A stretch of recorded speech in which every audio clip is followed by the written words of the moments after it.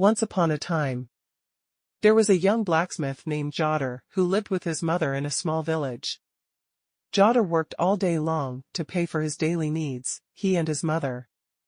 And one day an old man entered his shop. The old man was wearing shabby clothes, and he leaned on a long stick. He asked him for a little bread to satisfy his hunger.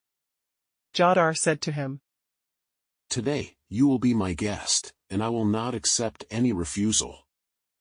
The old man agreed, with tears of joy in his eyes. Jawdar closed his shop, took the old man to his house, introduced him to his mother, and then brought him food. They sat eating and chatting until they felt comfortable with each other. So he asked the mud of the kings about his story. And the accumulators were repeated. "The truth, my son, is that I am not poor. Rather, I am disguised like this. I am looking for poor, kind-hearted young men like you. My name is Hassan, and I am a magician.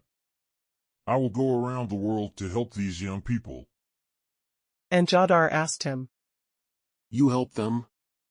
How do you help them?" The old man responded, "I'll show you. Can you bring me an earthen pot containing hot water?"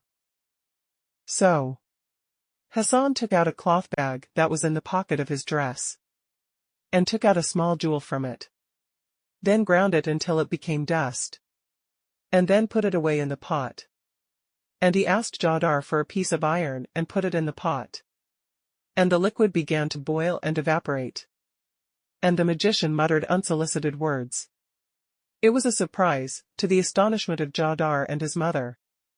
And when the steam evaporated, the piece of iron became a shiny golden alloy. Exclaimed Jawdar in astonishment. "How did you do this, you good old man?" Hassan smiled and said, "The secret lies in the jewel, my son.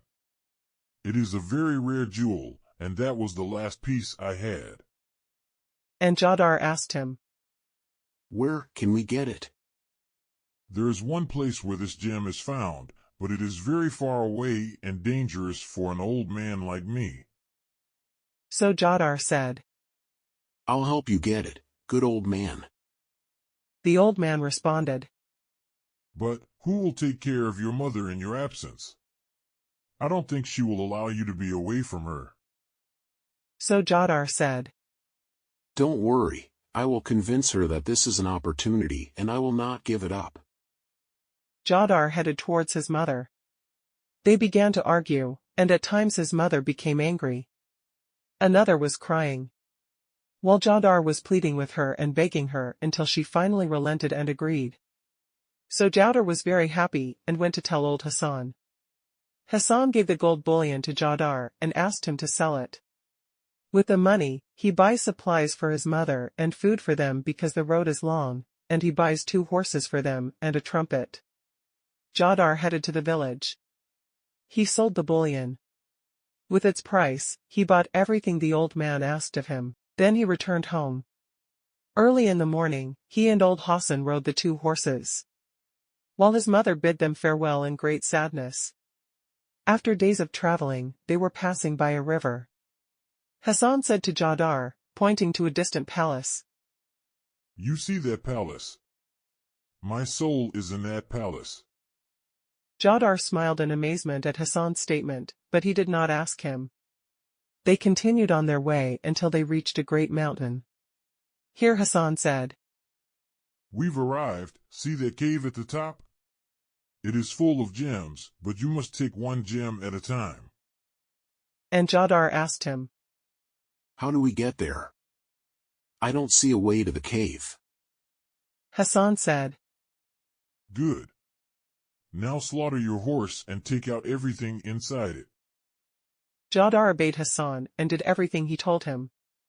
Then Hassan said, "There's a huge bird living in that cave.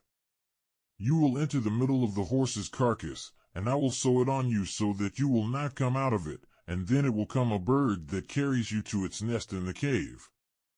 When he puts you in it, blow the trumpet to startle him, then cut the string and get out."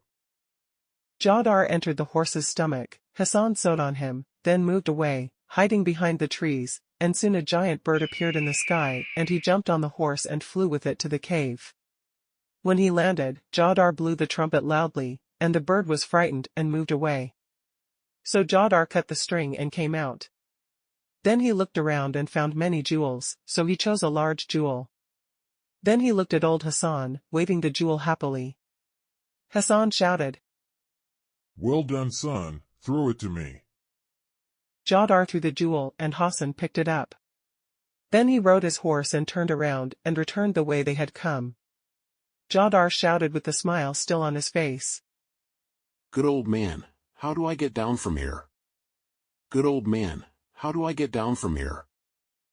Jawdar kept repeating it while the smile slowly disappeared from his face. Good old man, and his how do I voice get goes down from away here? while the old magician Good walks old away. man, how do I get down Jawdar from looked here? around to see if he might find something to help him get down. Here, Jawdar was surprised by human skeletons. Here, Jawdar understood that the magician had fooled him. He brought him here to die and regretted his naivety, and how he left his mother and his home because he believed a malicious old man like Hassan. Then he began to cry as a young child his righteousness, until he heard the voice of the bird. He was certain that if he did not act, his fate would be like these skeletons. So he cut off part of his clothes and wrapped it around a long bone, making a torch out of it. He struck two flints against each other until he ignited it. Then he began to explore the cave until he saw a faint light at the end.